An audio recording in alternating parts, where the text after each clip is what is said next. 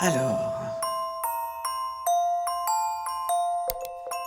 Ah, Henriette est là. Moi, je suis toujours impressionnée par la classe de mamie. Elle avait un charisme et une présence qui était... c'était époustouflant, quoi. Elle a rejoint les forces navales françaises libres à Londres. C'était assez unique et en même temps, les femmes, elles ont répondu présentes, quoi. En tout cas, de Saint-Pierre-et-Miquelon, elles ont été plus de 50 à s'engager.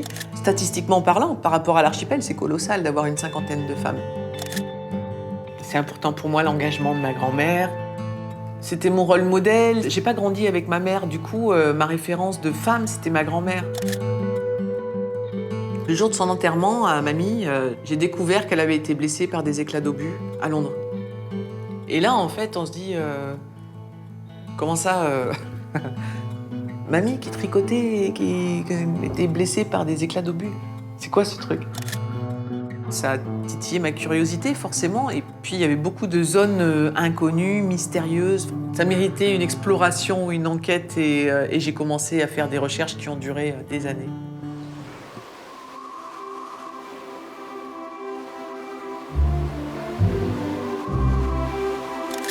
Henriette Cormier est née à Saint-Pierre-et-Miquelon en 1920.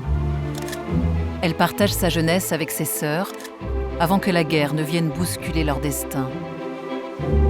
Henriette s'engage auprès du général de Gaulle à Londres. Un engagement héroïque dont sa petite fille Caroline cherche aujourd'hui à entretenir le souvenir. Ah, les frangines. Henriette, avec ses deux sœurs, avec qui elle était très proche et complice, Madeleine et Blanche, qu'on appelait Blanchette. Elles étaient toujours élégantes, toujours coiffées, des brushings de dingue. Elles avaient la classe. La guerre, elle commence en 1939, sur Saint-Pierre-et-Miquelon. C'est loin, c'est à 5000 km de la métropole. Finalement, Saint-Pierre-et-Miquelon reste dans une bulle. Enfin, on sent une certaine insouciance, c'est incroyable, hein. On n'imagine pas, là, en regardant cette photo, que c'est pris pendant la Seconde Guerre mondiale. Et là, elles ne savent pas elles-mêmes que dans quelques mois, leur vie va basculer et qu'elles vont prendre part à ce conflit d'une façon plutôt importante, quoi.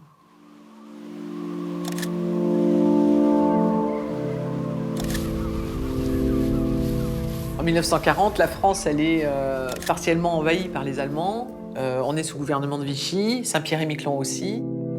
Et du coup, le général de Gaulle mandate l'amiral Muselier pour libérer le tout petit territoire de Saint-Pierre-et-Miquelon, qui est stratégique puisqu'il est à côté des Canadiens, à côté des Américains, et c'est vraiment une place qui est presque jalousée, quoi.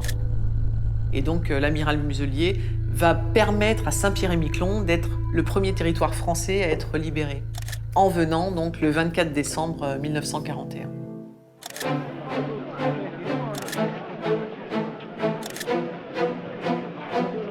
Et quelques jours après, il y a des hommes et des femmes qui se sont engagés pour la France libre. Et Henriette a fait partie vraiment des tout premiers, parce que janvier 42, et elle avait 22 ans. Donc elle s'est engagée sans prévenir ses parents d'ailleurs. Sur la place de la femme à l'époque, on se doute que ça devait être quand même un peu culotté de sa part. Dans la foulée, en fait, il y a eu Blanchette et Madeleine qui se sont engagées également. Madeleine est partie sur Washington et Blanchette est restée sur l'archipel, tout en étant engagée. Et Henriette est partie sur Londres.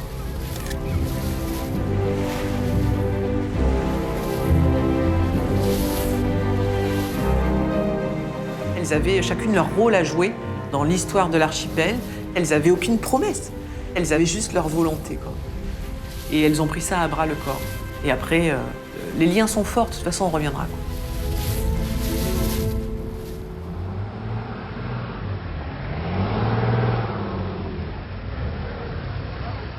Quand Henriette arrive à Londres, c'est une civile qui arrive à Londres. C'est pas quelqu'un qui a été formé, militaire, etc. Donc il faut apprendre plein de choses, déjà à s'habiller, à respecter son uniforme, à marcher au pas, sûrement le maniement des armes. En tout cas, il y avait un camp d'entraînement qui accueillait toutes ces jeunes recrues en plein conflit mondial, quoi. Henriette, elle s'est engagée dans ce qu'on appelait à l'époque le chiffre, J'ai envie de dire, peut-être le terme aujourd'hui, ce serait le service secret. Et il fallait apprendre à coder, décoder des messages. Il devait y avoir ce côté à la fois grisant, excitant, de se dire oh, c'est quoi le message du jour? Madeleine, sa sœur, elle était aussi affectée aux chiffres à Washington. Et peut-être qu'on a ce côté secret en déformation professionnelle qu'elles ont développé finalement en ne nous disant rien. À nous, la descendance, quoi. Ah, les défilés. Henriette est au premier rang. Le regard droit devant. C'est comme ça qu'il faut faire. Et elle marche bien au pas, toutes. Hein. On peut voir sur la photo, il n'y en a pas une qui est de travers. Hein. Mine de rien, il y en avait des femmes à cette époque. Hein. On a beau dire que les femmes, c'est plutôt récent, l'engagement des femmes dans la marine, c'est pas vrai. Hein. Mais quand même, c'est des sacrées bonnes femmes. Hein.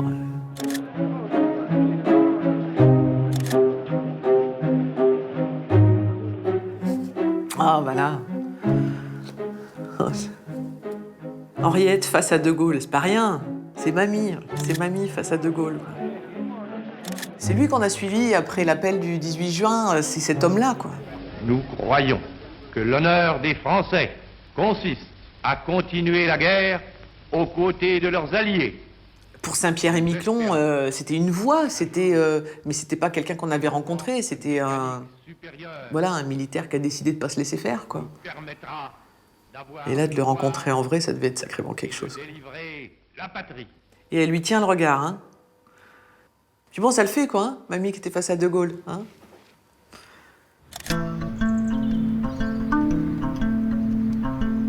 Henriette et Paul, donc papy et mamie, quand ils étaient tout jeunes. Ils se sont rencontrés à Londres. Paul a fait partie de ceux qui ont déserté la France après l'armistice, et donc il a rejoint Londres, et puis il s'est engagé dans les forces aériennes de la France libre. Et donc Paul et Henriette se sont mariés à Londres, d'ailleurs. Et peut-être qu'ils ont vécu ça intensément, parce que c'était le contexte qui faisait que. Ils ne savaient pas s'il n'allait pas prendre son avion et se cracher dans la foulée. Donc peut-être qu'ils ont vécu cette idylle, finalement, avec beaucoup d'intensité. Je le pense comme ça. Et ça me plaît bien de penser comme ça.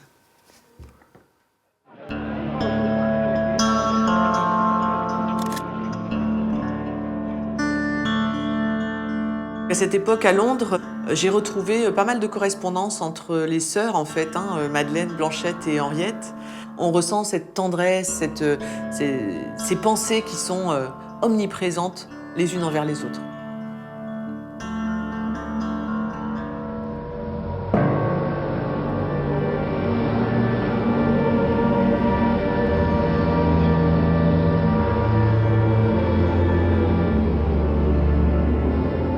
Durant cette période à Londres, il s'est passé quelque chose, et ça, évidemment, c'est pas elle qui l'a raconté. Je l'ai su le jour de son enterrement. J'étais déjà dans la marine, j'avais la tenue de cérémonie, le coussin avec ses médailles. Enfin, c'était quelque chose de très fort. Et puis, il est arrivé un monsieur d'un certain âge, et il est arrivé avec une boîte à sucre toute rouillée. Et à l'intérieur, il y avait des éclats d'obus. C'était des éclats d'obus. Et le monsieur a dit, ce sont les éclats d'obus qu'on lui a retirés du dos quand Londres a été bombardée. Et après, je me suis remémoré des moments où j'avais demandé, c'est quoi ces cicatrices, mamie? Et elle m'avait dit, c'est pas des cicatrices, c'est des rides. Et je me souviens lui avoir dit, mamie, t'es gentille, je fais quand même la différence entre une ride et une cicatrice, quoi. Elle dit, non, je vois pas de quoi tu parles.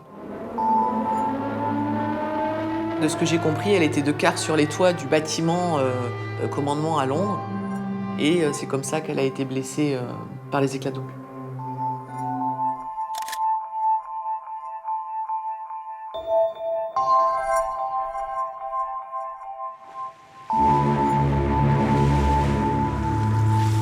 Après Londres, en fait, Henriette a fait le choix de continuer son engagement et de partir sur l'Indochine. De partir être affectée à Saïgon. Encore une fois, c'est pas rien. Enfin, moi, je suis impressionnée. Et Paul l'a rejoint après. Ils sont restés quelques années en Indochine. Et là, sur cette période-là, on n'a pas beaucoup d'informations, en fait. Donc là, on a mamie, maman, mamie Henriette avec... ça, c'est Dany. Dany, mon oncle. Et puis après, arrivera Michel, mon père, un peu plus tard. Les deux sont nés à Saïgon. En tout cas, tonton était un bébé bien potelé, hein.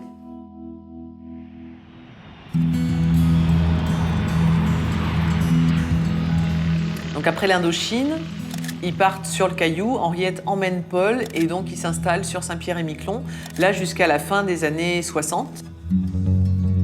Il y a cette joie de se retrouver avec Madeleine ou avec Blanchette, enfin toute la fratrie finalement, là ils se sont tous retrouvés. Et puis il y a ce côté aussi d'être revenus de la guerre. Il y en a qui ne sont pas revenus. Donc cette joie et cette liesse qui devait être dans la population et cette joie de se retrouver et donc qui est propice à la fête et à fêter le retour de tout le monde. Et ça devait être une belle ambiance.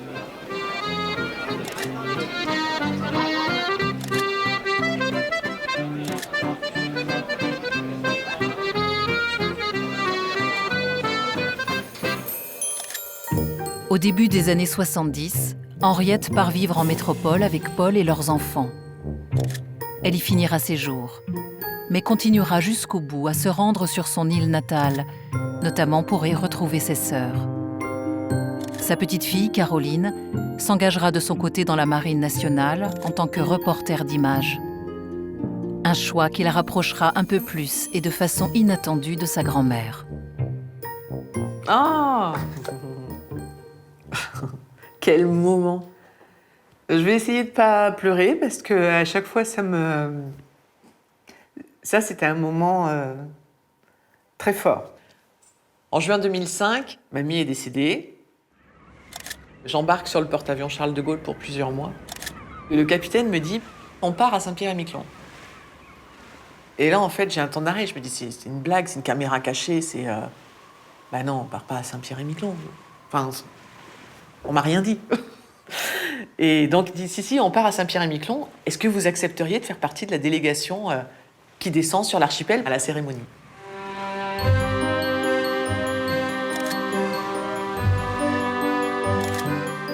Donc, évidemment, je mets mon plus bel habit, tenue militaire, ma caméra, et je me retrouve avec les porte-drapeaux, ces maisons clétantes.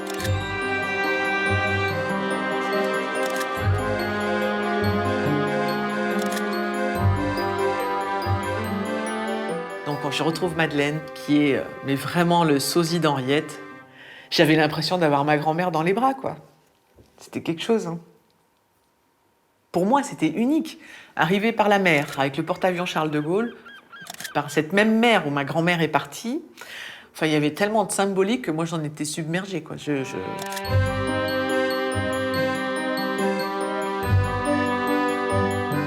C'est rigolo de se retrouver tout le temps, à un moment donné, sur les traces de mamie. Henriette.